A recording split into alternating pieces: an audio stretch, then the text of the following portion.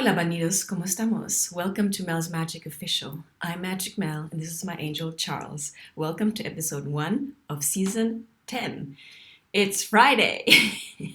Let's hang out together. I'm going to pull some cards for you, va? Vamos.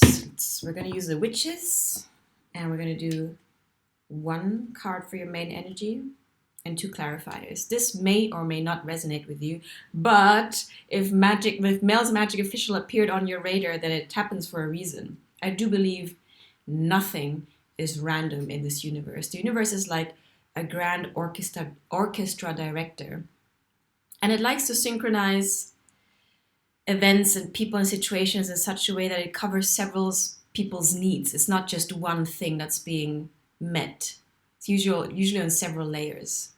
So pay more attention, observe. Be the observer of your reality. What is around you? Who are you meeting? Vamos allá. What is your main energy? I'm connecting with your Aska team. What is your main energy today? It's Friday, 6th of October. Wow. I don't know what's happening with the weather here. It feels like summer never ended. I mean, the days are shorter and the nights are slightly cooler, but overall it's still pretty. I mean, look at me. I'm like walking around like this. I have the fan on too. Crazy. Vamos. It's been a mellow week, no? How's your week been?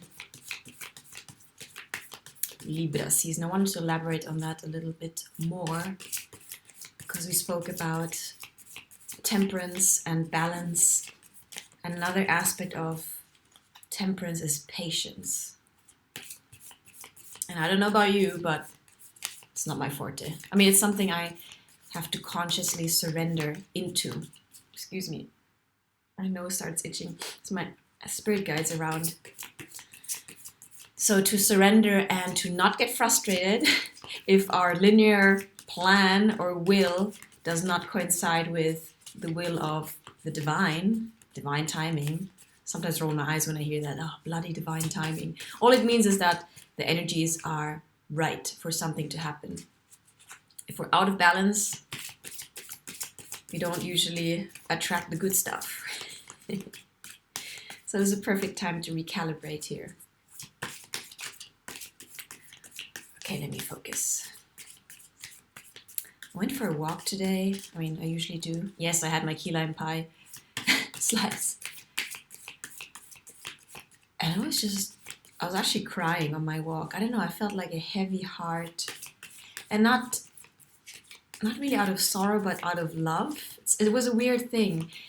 I was reflecting on, how we all have different love languages and how we all, so much of our trauma has to do with unmet needs or disconnection or just simply a lack of love.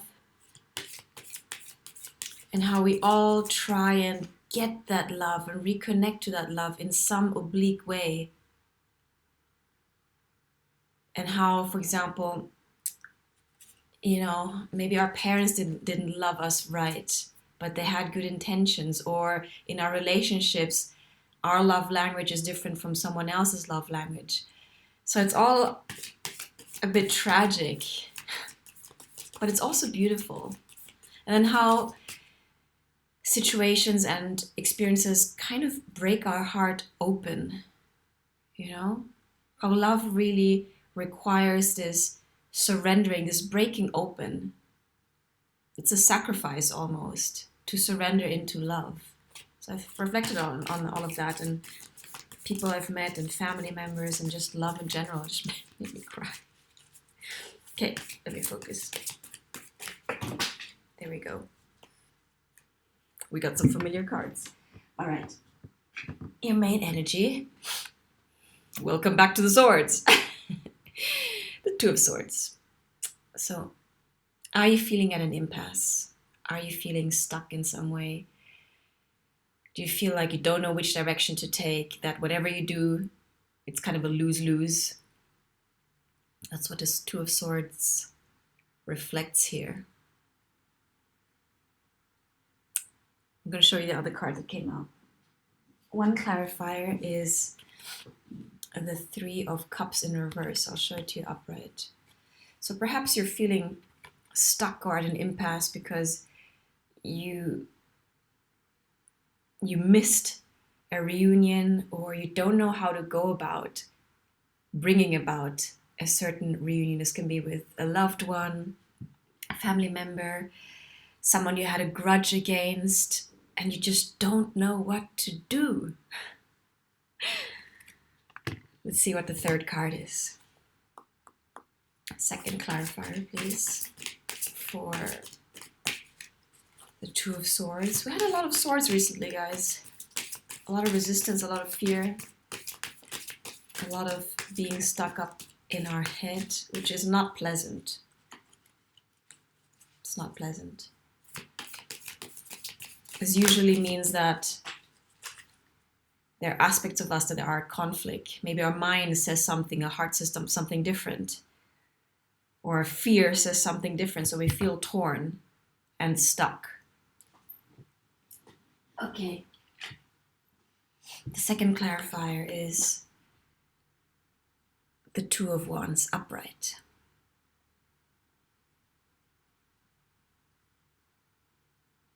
Talking about different aspects. Look at him. He is looking out onto the horizon. He's like at the edge of a castle wall or castle balcony, overlooking his kingdom or what he plans to explore or conquer. He's holding a globe of the world in one of his hands. He's got his mascota, his companion, next to him. This is a kind of positive spin. I feel that there is a big aspect in you that knows what to do, that actually has the bigger picture, that sees the bigger picture. And that is actually ready to go on that adventure or go on that journey, leave the so-called castle, our comfort zone, your comfort zone. So I think I need to pull another card. I'm curious. Okay, let's pull another card. Bah. Where's the Two of Wands heading? Where's the Two of Wands heading? Maybe just tonight I'm going to record a series of short stories. Let's make it 6 cards. Let's be a little bit. Let's adapt. Remember, I told you my intention for this month is to flow, which can only happen if I stay connected to the moment and not be rigid in my thinking or in my plan. Follow the nudgings of the moment. Where's the King of, not the King of Wands, the Two of Wands heading? Ooh. Wow. Okay, perfect. 3 cards fell out, so I'm just going to take them all. The Two of Wands. You are actually getting ready to release the mental burden and release the stuckness, because 9 of Swords in the upright is all about anxiety, nightmares at night, you can't sleep, something is really deeply troubling you. But again, I told you, there is this aspect, strong aspect in you that is actually ready to release this. Yes. To get out of the stuckness of the Two of Swords. So 2 more cards. Let's see. Let's just go. 5 of Swords. Here come the swords again.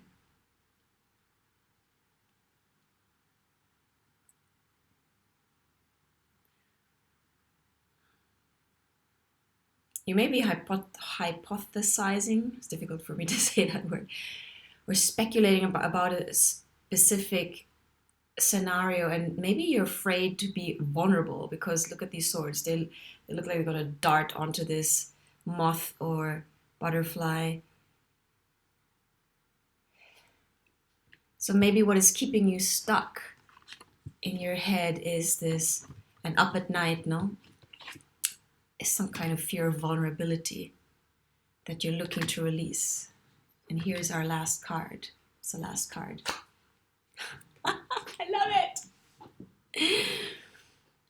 However, let's trust that aspect in you that knows what to do, that has the oversight. And I relate this to the soul. The soul has the oversight, bigger picture. Our mind is like the headless chicken that's just on the ground, chicken view. And I don't want to put chicken down. I used to have a pet chicken. She was adorable. She got eaten by a fox though. In any case, soul has the oversight. Ba? So your soul, this aspect of you, has the bigger picture. Knows what to do to release the Nine of Swords. Knows what to do to get you out of the stuckness.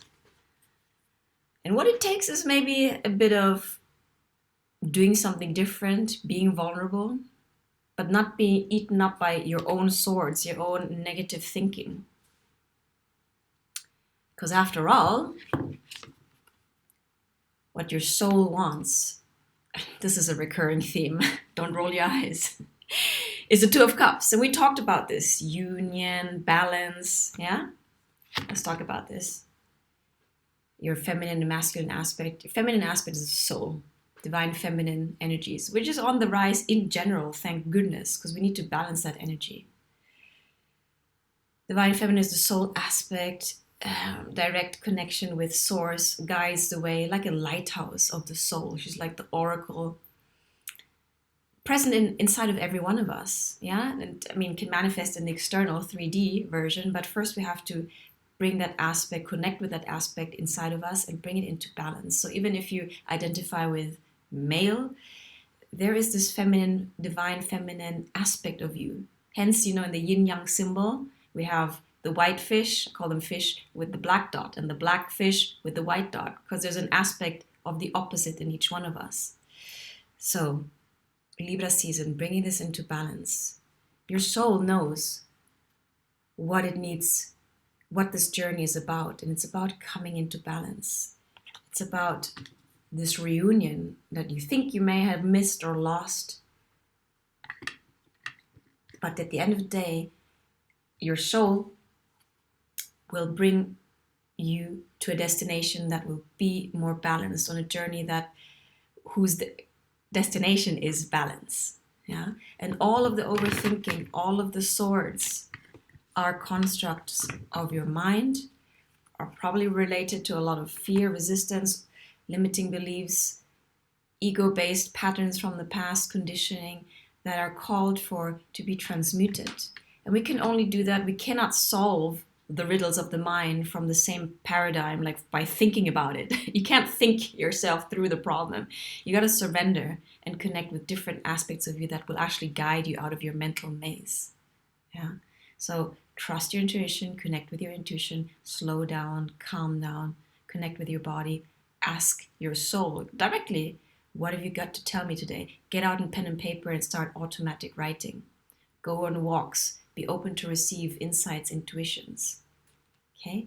Once you set the intention, the message will be delivered in one way or the other. You just got to be open to it. Okay? Remember, we're all striving for balance, internal union and external, because the partnerships, relationships, romantic relationships of the new paradigm are all based on giving and receiving, balance, harmony, respecting each other, loving each other, knowing each other's differences, but working in harmony together, not out of codependency anymore, but out of interdependence and complementing each other. Okay, but first we got to do that internally. Bring that into balance. Va, amigos. Amigos? Oh, that's new. Bandidos. Gonna keep this short. Stay tuned for the next short story, a next card pull coming up right after this one. Okay? Wish you a nice Friday night and stay tuned. Ciao.